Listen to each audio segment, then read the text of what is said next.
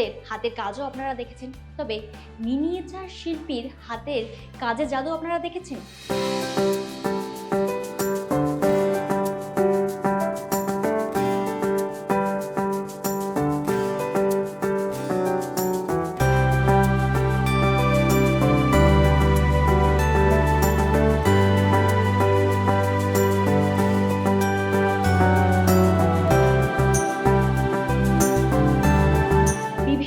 জায়গার অর্থাৎ কলকাতা শুধু নয়, বিভিন্ন খাবারেরও একেবারে হাতের তালুতে তিনি বন্দি করেছেন। আর তার সঙ্গে সরাসরি কথা বলবো, তার বাড়িতে আজ আমরা চলে এসেছি।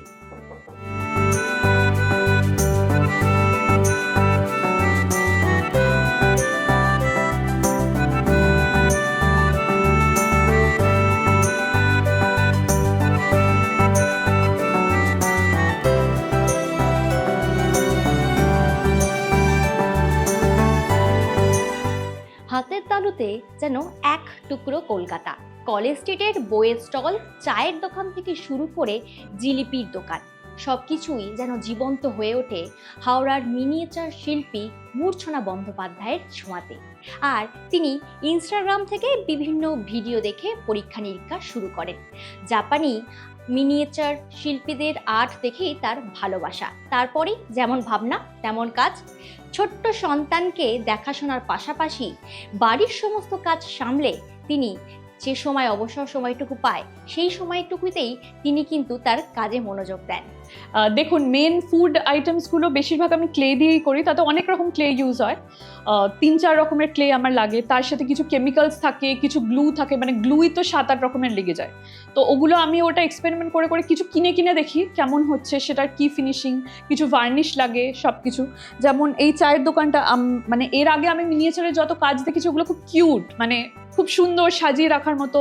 কিন্তু যখন আমি কলকাতার ওপর কাজ করতে শুরু করি, একদম স্ট্রিট ফুড, আর আমাদের কলকাতার দোকানগুলো কিন্তু খুব কিউট না, মানে সেই যে মানে আমাদের যে হেরিটেজ যে সিটি আমরা বলি, সিটি অফ জয়, এই যে আমাদের দেখুন, মানে চায়ের কেটলিটা খুব একটা পরিষ্কার হবে না, ন্যাচারালি জারগুলো অনেক পুরনো, রেডিওটা অনেক পুরনো, দোকানটাই অনেক পুরনো, কিন্তু দোকানের একটা গল্প আছে।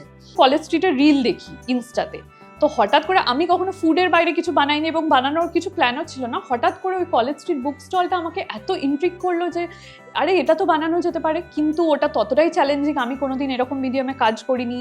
তার কি ডাইমেনশন, কোন আমি কাঠের ওপর করতে পারবো, বোর্ডের ওপর কতটা দাঁড় করাতে পারবো, আমি অত বই কিভাবে বানিয়ে উঠতে পারবো, এই সব ছিল।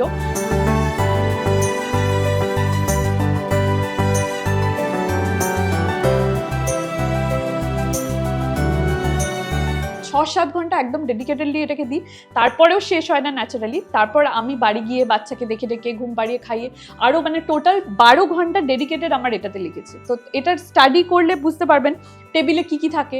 চায়ের কাপ থাকে, আমাদের যে বই পাড়া, আমিও ক্যালকাটা ইউনিভার্সিটি স্টুডেন্ট ছিলাম, বই পাড়া আমার খুব কাছের, মানে 2 বছর আমি একদম এর মধ্যেই মানে জীবন কাটিয়েছি বলতে পারেন। তো প্রত্যেকটা জিনিস এখানে কি ধরনের বই পাওয়া যেতে পারে, টেস্ট পেপার, আমাদের একটা নস্টালজিয়া, টুলটা কেমন হয়, টুলে কি রং থাকে, সেটা কতটা পুরনো হয়, ক্যালকুলেটর একটা থাকতে হবে, তো মানে কতটা আমি এখানে ধরাতে পারবো, প্রত্যেকটা জিনিসের আপনার প্রপোর্শন আছে, বইয়ের সাথে আমাকে মিলিয়ে বাকি প্রপোর্শনগুলো ঠিক করতে হবে। এই এতটা ভাবনা, কিছুটা আমার ডিজাইনিং লেগেছে, কিছুটা কালারিং লেগেছে, তারপর এগুলোকে একসাথে অ্যাটাচ করা, মানে কতটা কোন জিনিসটা কতটা পুরনো, এই যে বোর্ডটা, এটা আমাকে পুরনো যে একটা ফিল সেটা আনতে হবে। দোকানগুলো তো ঝকঝকে নতুন না, ওটাই বইপাড়ার ঐতিহ্য। তো সেই পুরো কলকাতার যে মানে বইপাড়ার ঐতিহ্যটা আমি এইটুকুর মধ্যে তুলে ধরার চেষ্টা করেছি। এটা একদম ডেডিকেটেড 12 ঘন্টা আমার টাইম লেগেছে করতে। মিনিয়েচার আর্ট সম্পর্কে আমার একেবারেই কোনো ধারণা ছিল না যে মিনিয়েচার আর্ট আমাদের ইন্ডিয়াতে হয় বা বাইরেও কোথাও হয়। যেরকম ফুড মিনিয়েচার্সের এত বড় আপনার জাপানে শুরু হয়েছিল, তারপরে আপনার থাইল্যান্ডে এত বড় মল আছে মিনিয়েচারের ওপর। এগুলো হঠাৎ করে আমি ইনস্টাগ্রামে একদিন আর্ট ভিডিও দেখতে দেখতে একটা মিনিয়েচার ভিডিও দেখতে পাই আপনার টোস্ট আর ডিম পোচে।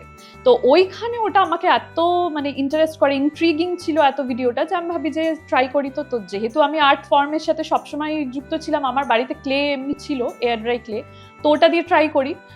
মানে কালচারাল একটা দিক আমাদের কলকাতার তুলে ধরবো, এরকম কোনো আমার তখনও কনসেপ্ট ছিল না। আমি ওই ম্যাগি পাস্তা এগুলোই বানাচ্ছিলাম যেরকম আমি পাচ্ছিলাম। ইউটিউবে অনেক ভিডিও আছে, ইনস্টাগ্রামে আছে, বিদেশি ভিডিও বেশি পাবেন ইন্ডিয়ান ভিডিওর থেকে।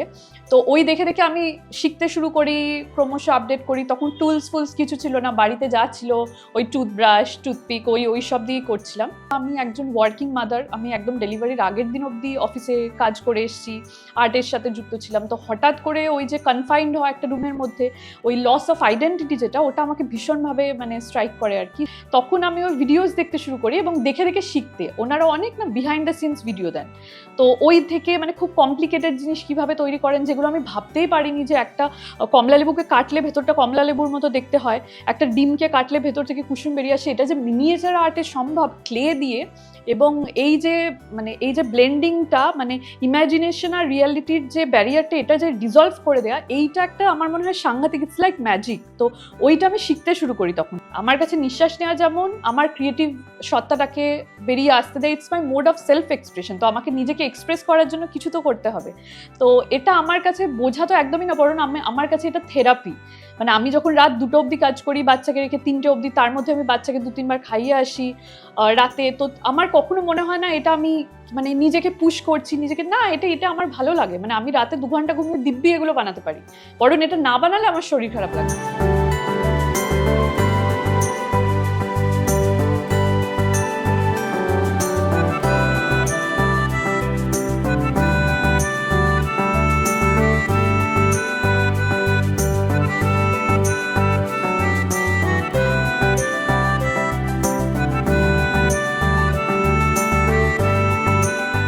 একদম বেডরুমের ফ্লোর হচ্ছে এই মুহূর্তে আমার স্টুডিও। এটা আমি খুব সাজিয়ে গুছিয়ে করেছিলাম, কিন্তু ন্যাচারালি বাচ্চাকে নিয়ে তো সেটা সম্ভব না, কারণ ওর তো 5 মিনিট অন্তর অন্তর মাকে দরকার হয়। তো কখনো আমি জানলায় দাঁড়িয়ে কাজ করি, কখনো আমি ওয়াশিং মেশিনে, কিন্তু কাজ আমি থামাতে পারি না। মাঝে মাঝে ওকে একদম ডেডিকেটেডলি দেখতে হয় অবভিয়াসলি, কিন্তু মা বাবা আছেন সেই গ্যাপটা প্রচুর পরিমাণে পূরণ করেন। যেহেতু আমি ওয়ার্কিং মাদার, তো আমি 9-10 ঘন্টা যে বাড়ির বাইরে থাকি, পুরোটা একেবারে ডেডিকেটেডলি আমার মা বাবা দেখেন। তারপরে কিছুটা হাজবেন্ড আছেন।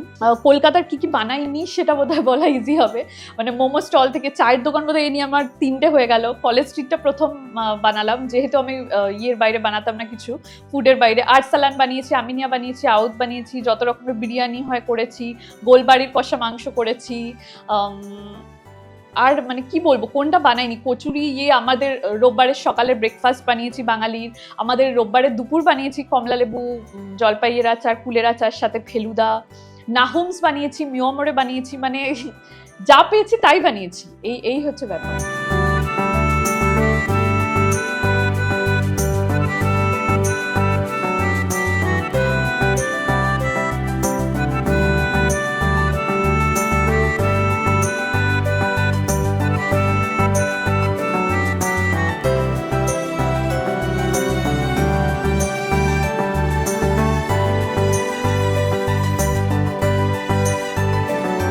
আমি যখন বানাচ্ছিলাম আমার আইডিয়া ছিল কি, যে কলেজ স্ট্রিটের সব বই নতুন হয়, কিন্তু কিছু স্ট্যাকিং থাকে যেগুলো কিছুটা বই পুরনো হয়ে গেছে, বেশ কিছু দিনের পুরনো, সেগুলোর পাতা একটু হলুদ হবে।